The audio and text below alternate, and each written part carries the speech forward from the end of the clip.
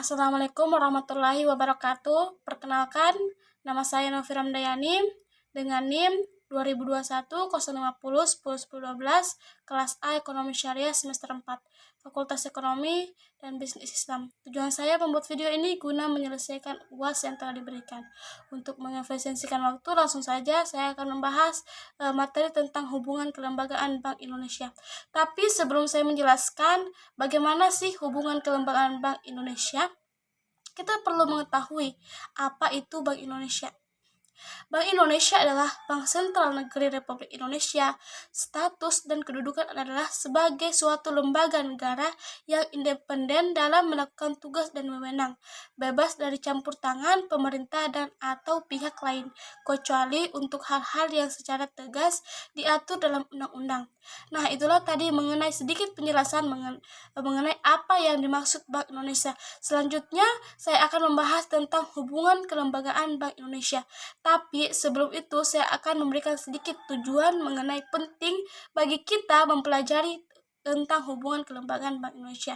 Ialah mengetahui hubungan kelembagaan Indonesia antara lain ialah hubungan keuangan dengan pemerintah, koordinasi dengan pemerintah, hubungan internasional dengan pihak lain terkait lainnya. Baik, kita langsung ke inti pembahasan mengenai hubungan kelembagaan Bank Indonesia, yaitu pertama ada yang namanya hubungan keuangan dengan pemerintah. Nah, hubungan Bank Indonesia dan pemerintah telah diatur dengan jelas dengan Undang-Undang Nomor 23 Tahun 1999 tentang Bank Indonesia, yaitu bahwa Bank Indonesia tetap ditunjuk sebagai pemegang kas pemerintah. Bank Indonesia bertindak sebagai kasir pemerintah karena penerimaan dan pengeluaran pemerintah dilakukan melalui rekening yang disimpan di Bank Indonesia.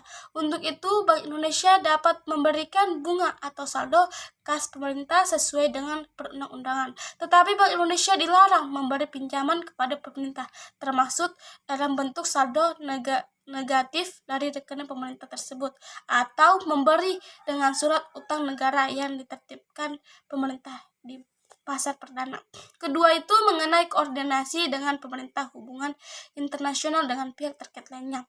Sebagai lembaga negara yang independen, Bank Indonesia tetap memerlukan koordinasi yang bersifat konsultatif dengan pemerintah karena Bank Indonesia merupakan bagian yang tidak terpisahkan dengan kebijakan ekonomi nasional secara keseluruhan. Dalam penetapan kebijakan, Bank Indonesia tetap berpegang pada kerangka ekonomi dan kesejahteraan bangsa.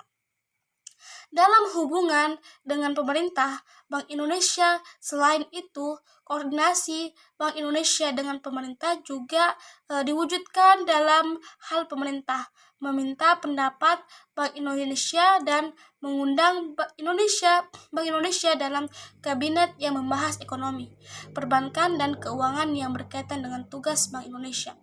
Selain itu, Bank Indonesia juga dapat memberikan masukan, pendapat, serta pertimbangan kepada pemerintah mengenai rencana APBN serta kebijakan lainnya yang berkaitan dengan tugas dan wewenangnya.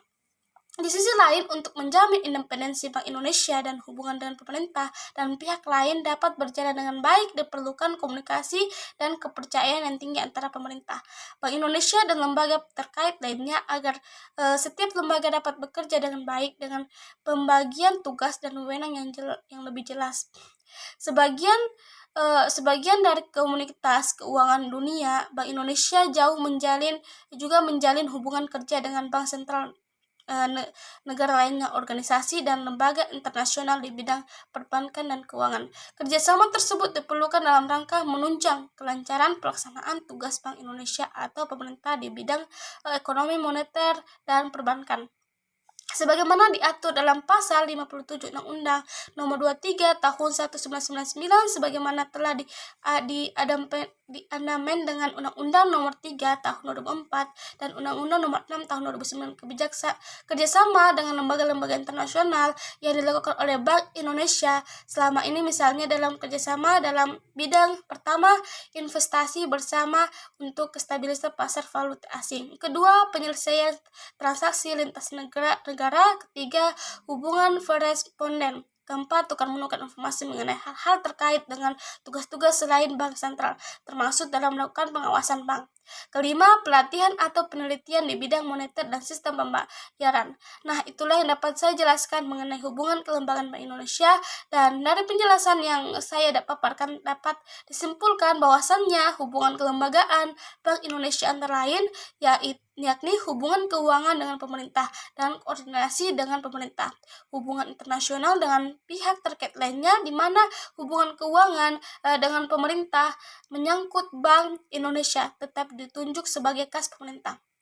Bank Indonesia bertindak sebagai kasir pemerintah serta Bank Indonesia untuk dan atas nama pemerintah. Sementara pada koordinasi dengan pemerintahan, hubungan internasional dan pihak terkait lainnya yakni koordinasi yang bersifat konsultatif dengan pemerintah. Selain itu, koordinasi Bank Indonesia dengan pemerintah juga diwujudkan dalam hal pemerintahan meminta pendapat Bank Indonesia atau mengundang Bank Indonesia dalam rapat kabinet yang membahas tentang ekonomi. Itulah yang dapat saya jelaskan, kurang dan lebihnya mohon dimaafkan. Jika ada kata-kata yang benar, maka itu datangnya semata-mata dari karena Allah Subhanahu wa taala, dan bila ada kata-kata yang salah maka itu datangnya dari saya sendiri. Sekian, wabillahi taufiq wal hidayah. Wassalamualaikum warahmatullahi wabarakatuh.